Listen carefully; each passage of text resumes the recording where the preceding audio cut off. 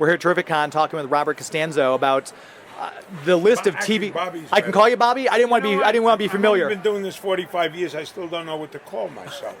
I'm Robert when I do dramatic, a little pretentious, and Bobby when I do comedic, or Bob, or just don't call me late for dinner, as the old right. cliche goes. Did you always know you wanted to be an actor?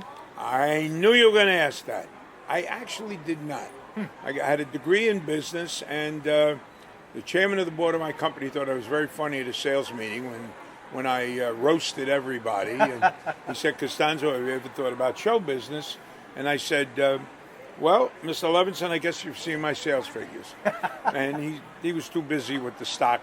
He didn't know, but there was something about this guy. A couple of days later, went over to Lee Strasberg, took a few classes, and women who would never look at me said, "Wow, would you like to come up to my apartment and rehearse some Macbeth?" And I go, yeah, why not? That sounds good. That's when I was a real street gavone. Anyway, but that's how it started. And I kind of knew, without sounding too pretentious, that this was my thing to do. I just felt like, you're the guy that made everybody laugh with the guys, and, they went home with the girls, I went home with the bagels. And anyway. But getting the women was a nice side advantage of being an actor. From your mouth to God's ears. So obviously, I don't want to dwell on this one too much, but Harvey Bullock, Andrea Romano picked you for that one, and Andrea, we've had her on the show a couple times. She's brilliant, brilliant woman. So, did you get it immediately? Was there a bit of a callback process? I can't say I exactly recall it, but I just went in for it at that time, and I can't remember the chronology exactly, but I had done only all camera stuff. I came out here in '77, having cast from, everything interlocks and networks and weaves in strange places. I'd done a commercial in New York, got cast from the commercial to do the sitcom Alice. Came out here and decided to stay a little while. Meanwhile, 44 years and two kids later, here I am. So I was mostly doing on camera. I did a lot of sitcoms and did some of the Botchko shows. And essentially, for about the first 13, 14 years, I did not do any voice stuff. Mm-hmm. Then somebody picked something from a commercial I did. I signed with a voice agent. But early on, I would say Bullock, because my other big one was Philoctetes, which the Hercules movie, right, which Danny DeVito did, and I reprised the role for television. And this came slightly before or after that. I don't remember this. I just went in as a regular audition. Andrea said, "I knew you were the guy right away." I came back. She had the other powers that be, listen, and essentially we did Bullock pretty much like me, maybe with a little more of a side attitude, Batman, and my voice is getting better. Get a little hoarse here hanging out good at the thing. So, that's kind of how that happened, and it's been a wonderful experience. It's been a while since we've done it. It's 30 years ago. I know, it's crazy to think about. I know, I was a young leading man when I did that, but and we've had different Zoom things with the Batman cast. Right, GalaxyCon had one of those, GalaxyCon, and I think we're doing another one in Ontario, California, mid-September. So, it's been great. And some of the TV shows, had some Batman crossovers, because you were on the Lou Grant show. Obviously, he voiced Roland Daggett in Batman. That's right. Night Court was Richard Mall, voiced Two-Face, and he was in Night Court. So is it kind of one of those things where you kind of recognize each other from across the recording studio? Well, we had known Richard and Ed Asner and I knew Ed, and Andrea always did that. She'd like to hire real, actors who had, theater background as opposed to, just voice people. Yeah. Not to, denigrate the voice people, but she wanted people that, maybe hopefully brought a little more to the table. And truthfully, some really good actors never figured out the voiceover thing. A couple of friends of mine, who shall remain unnamed, just never, they're terrific actors, but you do have to, of course you're not being seen in a cartoon or a radio spot. You have to do, you have to goose it up a little. And some actors want to be sort of, real and connected and organic, but you have to give it a little more pop, because people are only seeing the character, the coffee cup, whatever it is, the skunk on the side of the road whose voice you're doing. So you have to incorporate something to that. That's, maybe you feel is, well, I don't want to do that. You got to punch it up a little. It's like when you do 4-camera sitcoms, it's a little different. It is different even from single-camera comedy. Yeah. because you're not dealing with the sort of setup, close-up pop line. It's. I guess in that way, voice acting is a lot like theater itself, because you have to really emote. You want to play it to that back row and everything like that. That's true. Yeah, that's a good point. Yeah. And being able to do the voiceovers like you did, where you're with the other actors and interacting, because you've done video games and things like that too, where you're by yourself. And Kevin Conroy's even said it's not the same as when you're in that setting. You get to play off the other actors. Yeah. Well, one of the nice things of Batman, we were in sort of an arc, like a semicircle, so we were able to make eye contact with each other, and so you would get something from the other person. So that made it a little bit more like being in a theater, or doing a scene in a proscenium, or even TV, with the master and the overs. Yeah. And some of the movie roles, City Slickers, obviously Die Hard 2. City Slickers, probably the most, I guess, iconic role I've done. It's become the most well-known. A couple of funny stories with it. The kids have used that in their fraternity as on their phone when you call. I said, "Where's my residuals on that?"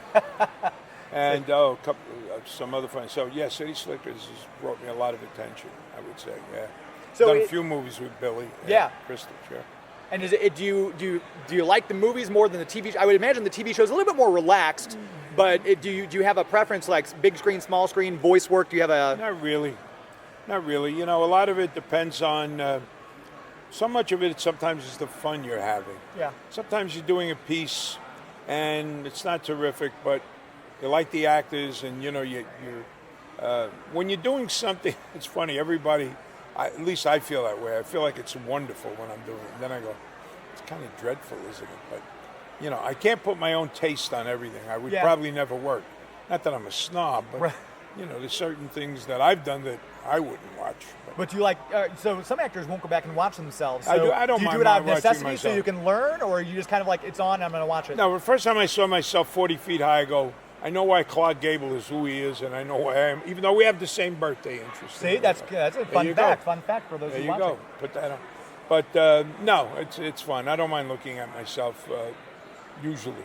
And like most actors, I always say, I wish I had. It's a journey.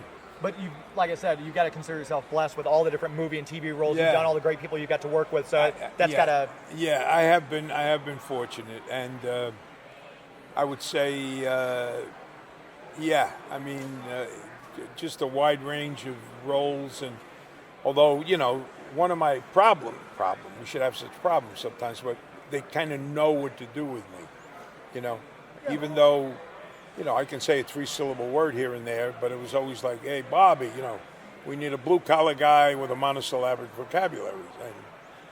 And we got the guy. Yeah. So, the sort of flip side of that is they don't get to see, me playing a Oxford Don or something. Sure. Or the only Don I play ain't from Oxford usually. Anyway.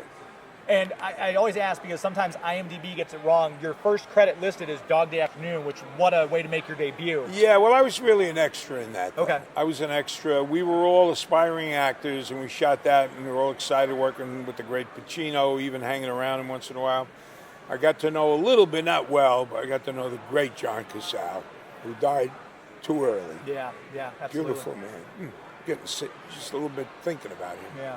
Yeah, that was fun. I guess my first speaking role on camera, though, I don't know if it was Saturday Night Fever or Between the Lines, which was a really good movie shot in Boston with a great young cast of actors who went on to have really great careers. Jeff Goldblum, Bruno Kirby. I went up there and beat up Bruno. I was a gangster. Bruno was riding a bicycle, and Bruno and I became friends. Bruno also died too early, way too early. Michael Tucker was in that, Stephen Collins, a lot of really good people. Yeah, I think that one came just a year before, if I'm not mistaken, Saturday Night Fever. Okay, so you know better than I, James. I might, I did some research, so. Yeah, thank you, yeah. And you've got a couple of films coming out. I wrote down the title of it because I want to make sure I got it right. Respect the Jux, and your title is just Porn King. Respect the what? Respect the Jux, Jux, is listed in post-production.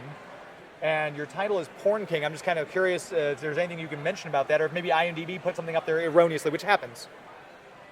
I don't know that. I don't think I'm in that. Okay. Is it a film? It says film. And it says, Respect. I think it said post-production, or it must have said post-production. So again, IMDb, because that's why I always ask, because somehow actors is get... vaguely... I don't know. Respect. Maybe you shot it before COVID even, and it's just now coming to production. I did a movie called Dutch. Yes, that was just... Dutch, yeah. which was on the Black Entertainment Network, which the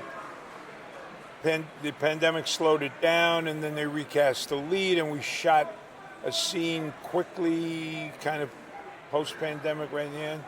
That one I know is coming out. And then I did a Tacoma FD, which is a TV show where they satirize the fire department. It's funny. And but that's TV. That's on True TV, and I think it's going to be on HBO Max. I think I saw that advertised on HBO Max coming, yeah. The thing I would like to promo for myself, I did a movie called Do You Want to Dance, which we shot in Chicago, 25 to 28 years ago. But it's on Amazon Prime now. Oh, cool. And I played a Greek Orthodox priest. I was about 50 pounds heavier. He was a real priest, Father Chris Krahulis. And it's based on this young man whose life was sort of falling apart, and he met Father Chris and he helped him out. And it's a little departure, the role for me a little bit. Did a little bit of, spoke Greek a bit, tried here and there on a Chicago accent, went in and out, but nice story, a lot of nice levels of roles to play. So check that one out on Amazon Prime, Do You Want to Dance? And just two more quick questions. Sure. I want to be cognizant of your time. Once, but I was drunk. Oh, no, not that question. You heard it here first, folks. Okay. Days of Our Lives, soap opera. A lot of people who do acting say soap opera is one of the hardest things you can do because you got a lot of dialogue to memorize really very is. quickly. It How was really your is. experience on Days? I did okay, and you're right. What they do is if you say the words, and you get them all down, they print it and they move on because they got to do lots of pages in one day, a regular show usually 5 to 8 pages depending on the scenes. Yeah, that was fun. I did it. Thanks to the Dominican nuns from grammar school, I learned how to memorize quickly. That always helps. Yeah. And then with your acting, you've done a lot range of stuff. Do you have a preference, drama or comedy, when you're acting? I kind of like comedy. I always did. When you're doing drama, sometimes you feel like you're doing wonderful stuff, and because you feel like you're letting the world know the wounds in your soul, and it can sometimes get there. But I love comedy. I love the music and the rhythm, and saying it. Just try to do it like to me, like B. Arthur. Yeah. This I actually have a scene on one of my a thing I did called That Guy, which is also you can get on YouTube. There's a scene with B. Arthur, and she just the stare, the look, the underplay, just exquisite. So. And then, very last question. You work with so many. 3 questions. It was 3. I'm sorry. Can I get a bonus question? Extra. One bonus? I get an extra cannoli. I brought there you go. I'll stop back by. He We'll brought stop me back by cannolis, Carlos. We'll stop by and get them for you. You got them.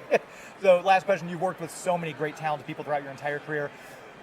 Can you name someone who you actually learned something that you've retained to this day as an actor that's like, there was a big lesson? And Bobby Duvall, I did The Light Ship with the great Duvall, and he told me, Costanzo, the little imitation of Costanzo, acting's like life. We got more time than we think. And I knew what he meant. Yeah. I knew what he meant, although we do have our own rhythms. And I think it's wrong. I remember another show that Richard Castellano, great actor who played Clemenza in The Godfather, Renee Taylor and Joe Bologna, who became good friends, and they did the TV show of the play, and then there was the movie, and I didn't get it, but they wanted me to be a little more like Richard, and we have a different motor. Richard is wonderful, but he was more ponderous and different. Mm-hmm. Mine is more, pops more, and whatever. And you just find your own rhythm. And Bobby, I think when he said that to me, that kind of registered. Yeah. Even though, so much, and he taught me so much with the eyes. De Niro's a genius at that. Yeah, absolutely. You look away with the eyes. It's interesting. Yeah. But that's technical. I think you still. Bobby also said, Duvall said, you don't act from the neck up. You act with your whole soul. That's a great. Even though it is in the face often, but it is.